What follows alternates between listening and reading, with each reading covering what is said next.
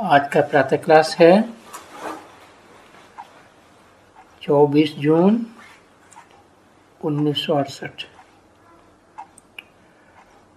सोमवार।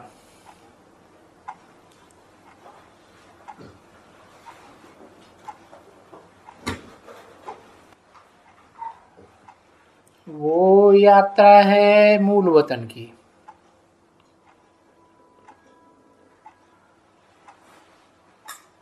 और फिर वो यात्रा है वैकुंठ वतन की।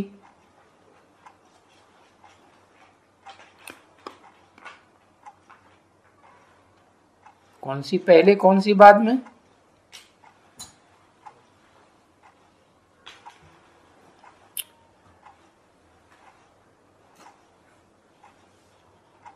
मूल वतन की पहले और वैकुंठ वतन की बाद में। तो गोया तुम दोनों ही यात्रा पर हो, पहले और बाद की बात नहीं। अभी तुम प्रैक्टिस कर रहे हो मूल वतन में जाने की भी और वैकुंठ वतन में जाने की भी।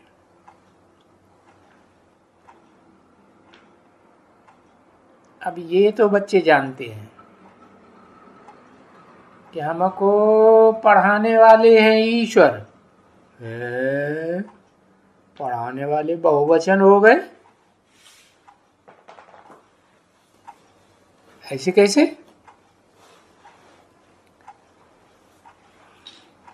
पढ़ाने वाले बहुवचन कैसे? एक या बहु? बहुत। हाँ, एक तो शिव निराकार, वो तो आत्माओं का बाप है सिर्फ, दूसरा संबंध तो बनता ही नहीं। और दूसरा है बाबा। बाबा तब कहा जाता है जब साकार निराकार का मेल हो, तो बाबा।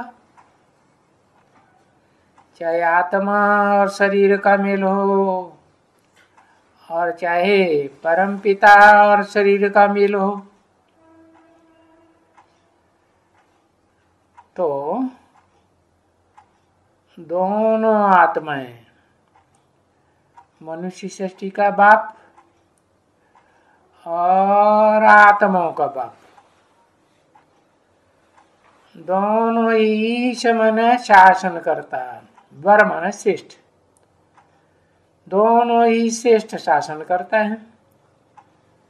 आत्माओं का शासन करता, रूहानी स्टेज में टिकने वाली आत्माओं का शासन करता कौन? Shiv supreme soul. और फिर मनुष्यों का शासन करता है, क्योंकि ये है अभी ईश्वरीय मत है। दोनों आत्माओं की कौन सी मत कहेंगे? है श्रेष्ठ ते श्रेष्ठ मत कहेंगे ना। पीछे है दैवी मत।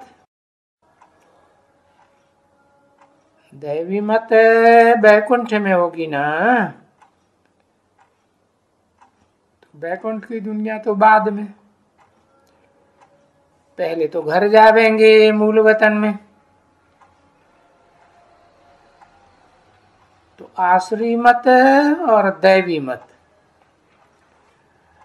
अब ये भी समझावे ना, और समझावे तो किसको समझावे? किसको कहें आसुरी मत? और किसी को कहें तुम्हारी आसुरी मत है तो बिगड़ पड़ते हैं, क्रोध करने लग पड़ते हैं। तो फिर पांडवों को गुप्त चलना है। अगर ये ऐसे खुलते जाएंगे जास्ती है, सबके सामने तुरंत खुलना नहीं है। इसलिए बाप कहते हैं ना, है बाप के अंदर के प्यार की और बाहर के प्यार की बड़ी भारी युक्ति है। तो कहते हैं कि गुप्त रहना अच्छा है, गुप्त चलना अच्छा है। गायन भी है, पांडव गुप्त घूमते थे। तो ये ऐसे खुलते जाएंगे जास्ती, तो रिजल्ट क्या होगा?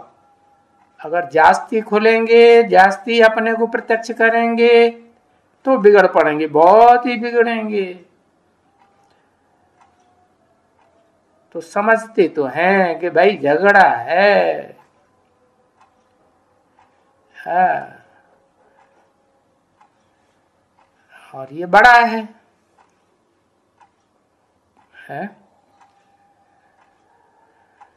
और बहुत मुश्किल है। यानी पूरी सच्ची समझ। सो तो अभी देखते हो, बाबा कहते हैं कोशिश करके ये जो पहला पहला यहाँ पाठ सर्वव्यापी का है ना, क्योंकि उनके साथ लगा पड़ा है, हाँ, कि बाप सर्वव्यापी है। अब बाप की समझानी दे में वो सर्वव्यापी कैसे होता है? बाप तो एक व्यापी ही होगा ना, एक व्यक्तित्व में ही होगा ना, चाहे लौकिक बाप हो, चाहे अलौकिक बाप हो, चाहे पारलौकिक बाप हो। तो पहले पहले बाप की समझाने से शुरू करना है, तो भी क्या होगी कि मनुष्य की बुद्धि खुल जानी चाहिए कि बस, जबकि उसमें भगवान वाच है।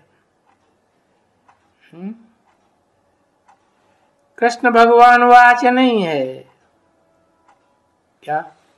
गीता में भी देखो, भगवान वाच है या कृष्ण भगवान वाच लिखा है? क्या लिखा है? भगवान, हाँ, कृष्ण भगवान वाच थोड़ा ही लिखा है, लिखा है भगवान वाच। कृष्ण का नाम डाल दिया है, और कृष्ण भगवान वाच, और यही कहती है कि नहीं, ये एक की वाच है, तुम लोगों की है, और बच्चे और कोई नहीं कहते हैं। शिव भगवान वाच, दुनिया में कोई कहते हैं शिव भगवान वाच? बिल्कुल नहीं।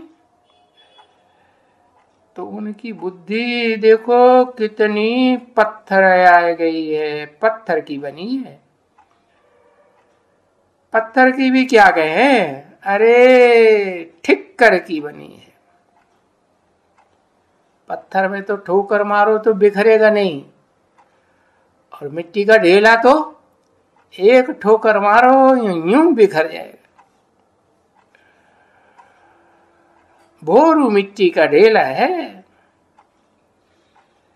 क्या है? जो ऐसी सहज बात भी बुद्धि में नहीं बैठती है। तो ये हमारा प्यार किससे है? किससे प्यार लगेगा? मिट्टी से? मिट्टी से प्यार लगता है क्या? मिट्टी से तो किसका बुद्धियोग होता ही नहीं है, या कंकड़ से तो होता ही नहीं है, कंकड़ पत्थर। अभी उनको तो कुछ भी योग वियोग है ही नहीं, जो कहते हैं सर्वव्यापी है। सर्वव्यापी से योग कैसे लगाएंगे? कुछ भी नहीं उनके बारे में कह सकते। अच्छा, वैसे ही जैसे ये मिट्टी है, जहां पत्थर है, तैसे इसके भेंट में फिर ये कहेंगे अरे ब्रह्म क्या है? ब्रह्म महत्व तो क्या है? वो भी तो कुछ भी नहीं है, रहने का स्थान है। जैसे ये आकाश है, ये पोलार है ना, कुछ पकड़ में आएगा? कुछ पकड़ में नहीं आएगा। ये किसको क्या तुम कहते हो? तुम क्या कहेंगे इसको? वो भी रहने का स्थान है। आत्माओं का ये रहने का स्थान है, मनुष्यों का तो रहने की भी कोई जगह भगवान नहीं समझ सकते हैं, है? जैसे ये रहने की जगह है, तैसे वहां रहने की जगह है। कहाँ? परम धाम में, आत्मलोक में ये साकार सृष्टि, साकार मनुष्यों के रहने की जगह है, प्राणियों के रहने की जगह है। और वो निराकार धाम है, निराकार आत्माओं के रहने की जगह है। बच्चे समझते हैं इन बातों को, बच्चे ही समझते हैं। वहां है हमारे आत्मा का रहने की जगह, और ये है हमारी जीव आत्मा के रहने की जगह। कैसी आत्मा? जड़वत या जीवित है? जीवित आत्मा की रहने की जगह है। कौन सी? ये सृष्टि, साकार सृष्टि। तो कहेंगे कि दोनों के रहने की जगह है। ये साकार सृष्टि में आत्माएं भी रहती हैं, और आत्मा जिस शरीर का आधार लेके रहती है वो भी है। सिर्फ आत्मा तो नहीं रह सकेंगे साकार सृष्टि में। आत्मा और साकार शरीर, जड़ शरीर और आत्मा दोनों मिलकर के रह सकेंगे। ये तो बुद्धि में सबके अच्छी तरह से बैठा हुआ है, पर बच्चों के बुद्धि में जास्ती बैठा है। दुनिया तो जरा भी कुछ भी बिल्कुल नहीं जानती है कि महात्माओं के रहने का स्थान कौन सा होगा। आत्माएं निराकार, तो रहने का स्थान भी निराकार। ब्रह्म महत तत्व, और ये जो आकाश तत्व है उसमें हमारी जीव आत्माओं के रहने का स्थान है। यानी ऐसी ऐसी बातें भी ये कोई भी विद्वान, आचार्य, सन्यासी, उदासी बताए नहीं सकते, समझाए नहीं सकते।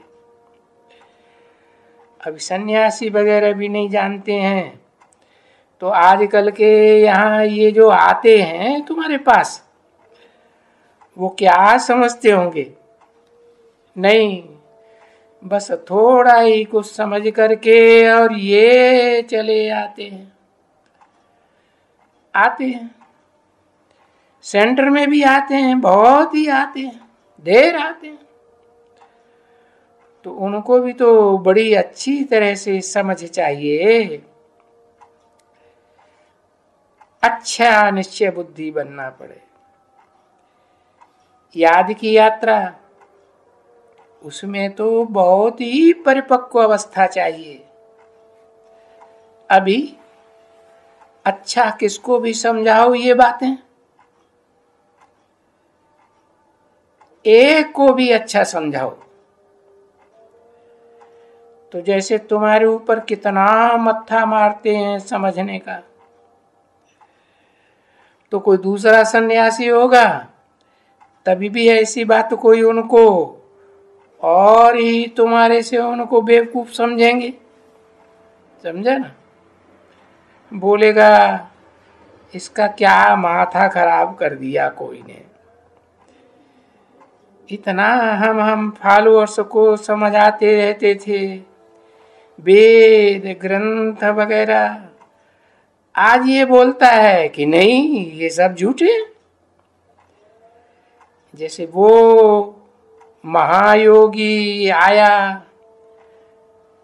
हम फेलियर हैं, तो फिर ये भी सब भक्ति मार्ग वाले अंत में क्या कहेंगे?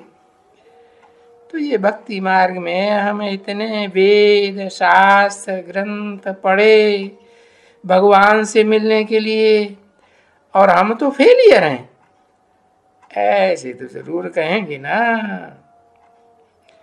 हम बच्चे तो जानते हैं भक्ति में सभी फेलियर हैं, तो तुमको समझाना पड़ेगा, जरूर समझाना पड़ता है। कोई भी जो कहते हैं जब भी कि ये करो वो करो, पर ये तो मनुष्य मत है ना, है। इन मनुष्यों की बताई हुई मत पर हम क्यों चलें, हम ये क्यों करें, है। वो तो भक्ति मार्ग के टंटे घंटे ही करेंगे, बताएंगे, कहेंगे करो स्वाहा स्वाहा, मुख से बोलते रहो, प्रैक्टिकल में स्वाहा कुछ होना नहीं, न तन स्वाहा न धन स्वाहा न मन स्वाहा, सब हाव हाव करते रहेंगे, हमें मिल जाए, इतना मिल जाए, उतना मिल जाए। अरे हम तो मनुष्य मत पर नहीं है, हम तो एक ही ईश्वरीय मत पर हैं, हम तो दैवी मत पर भी नहीं है। वो देवताएं तो पीछे आने वाले हैं, देवताओं से पहले तो ईश्वर आकर के नर को नारायण जैसा देवता बनाता है। तो यहाँ तो इस दुनिया में है ही तमो प्रधान मनुष्यों की मत। अभी तमो प्रधान मनुष्यों की मत वो हम कैसे किसकी कैसे ले सकेंगे, समझाना है, क्योंकि मत तो है ना, है नंबरवार मत कहेंगे ना, आसुरी मत, मनुष्यों की मत है, मानव मत, फिर देवताओं की मत, फिर ऊंचते ऊंची ईश्वर की मत। इस समय में पुरुषोत्तम संगम युग पर है देवात्माएं भी हैं, आसुरी आत्माएं भी हैं, मनुष्य आत्माएं भी हैं। कहते हैं ना तुम्हारे में कुछ मनुष्यता है माना सोच समझ के काम करने की तथा है, जबकि बाप ही हमको समझाते, वो तो ऊंचते ऊंच बाप है ना, वो आते ही है पुरुषोत्तम संगम युग पर, और ये है भी पुरुषोत्तम संगम युग। तो तुम बच्चों को अभी है बाप कहते हैं हम तुम बच्चों को मत दे रहे हैं, कौन सी मत,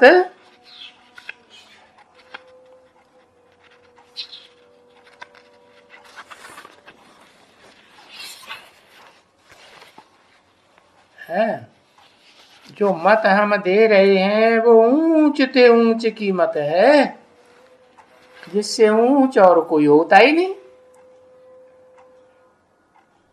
तो ये कोई भक्ति मार्ग की अंधश्रद्धा की मत थोड़े ही है, ये कोई मनुष्यों की मत है ही नहीं। ज्ञान की तो मनुष्यों की मत हो ही नहीं सकती। क्यों? कारण ज्ञान से एक से आता है और अज्ञान भक्ति अनेकों से आती है। इसलिए हम कहते हैं कि रावण से भक्ति आती है, रावण को 10 मुख दिखाए जाते हैं, तो अनेक मुखों से भक्ति, और राम को एक मुख दिखाते हैं, तो कहेंगे राम से क्या आता है, ज्ञान आता है। तो ज्ञान सिवाय ब्राह्मणों के और कोई में होता नहीं। और ब्राह्मण किससे आते हैं? ब्रह्मा से, ब्राह्मणों की पैदाइश। तो ये बात समझने की है ना, समझे कि नहीं समझे, ये हम किसकी ताकत पर किसकी मत पर चल रहे हैं, समझना चाहिए। कोई तो होगा ना जिसकी मत पर हम चल रहे हैं। 24/6/1968 की प्रातः क्लास का दूसरा पेज, तीसरी लाइन। तुम कहते हो भले कोई भी कि तुम्हारी रहनी है करनी है, अच्छा पहले ये तो समझो कि हमको सिखलाने वाला कौन है? पहले ये बात तो समझनी चाहिए है? तो हमको सिखलाने वाला ईश्वर है। अभी हम ईश्वर की मत को छोड़कर हम कोई मनुष्य की मत पर कैसे चले हैं? कितना भी ऊंचा मनुष्य हो, ऊंची हस्ती का, हम उसकी मत पर तो नहीं चल सकते। मनुष्यों से ऊंची होते हैं देवताएं, और देवताओं को भी मनुष्य से देवता बनाने वाला ईश्वर है। तो अभी आज तो कोई भी वेदांती हो, बहुत बड़ा एकदम अथॉरिटी हो, है सन्यासी हो, शंकराचार्य भी क्यों न हो, अभी वो भी तो हमको कहेंगे, तो हम कहेंगे ये तो साहब भगत हैं। ये शंकराचार्य भी दुर्गति को पाया हुआ है, क्योंकि उनकी बुद्धि का योग बाप से नहीं है, वो बाप को पहचानते भी नहीं है, कह देते हैं सर्वव्यापी नहीं। और बाप कहते हैं कि ये विनाश काले विपरीत बुद्धि, यानी जो मुझे जानते ही नहीं है उनका विनाश हो जाएगा। है आत्मा का विनाश होता है क्या? आत्मा का विनाश नहीं होगा, उनके पद का है षष्ठी रूपी रंगमंच पर उनकी आयु का, उनके पार्ट का विनाश हो जाएगा। सर्वव्यापी कहते हैं, गालियां देते रहते हैं, वो तो विपरीत बुद्धि हो गई ना। तो वो तो विनश्यंती लिखा हुआ है क्या? विनाश काले विपरीत बुद्धि विनश्यति, गीता में लिखा, भगवान वाच। अभी देखो भगवान को ही पहले नहीं समझते हैं, आकर के वो कहें उनको, कहें कि अभी गीता का भगवान कौन, तो वो रात दिन का फर्क पड़ जाता है। किस बात में? कहाँ मनुष्यों के हाथ की लिखी हुई गीता, और कहाँ भगवान की ओरली बोली हुई गीता। अरे जो भी धर्म पिताएं आए उन्होंने ओरली बोल के समझाया सुनाया है, या किताब लिखी? नहीं लिखी ना। एक ही बात में तुम्हारी है जीत हो सकती है, इस अलफ को ही जानने की तुम्हारी विजय हो जानी चाहिए। हाँ, अलफ खड़ा डंडा होता है, बड़ा डंडा नहीं होता जो गिर जाए। क्या जब मरते हैं तो डेथ बेड पे के ऊपर गिर जाते हैं ना, हाँ, तो वो हो गई पड़ गए, हैं धराशायी हो गए। और जो अंत तक पुरुषार्थ में खड़ा रहे तो क्या कहेंगे उसको? अलफ कहेंगे या बे कहेंगे? बे कहेंगे। अच्छा, खड़ा रहे उसको बे कहेंगे,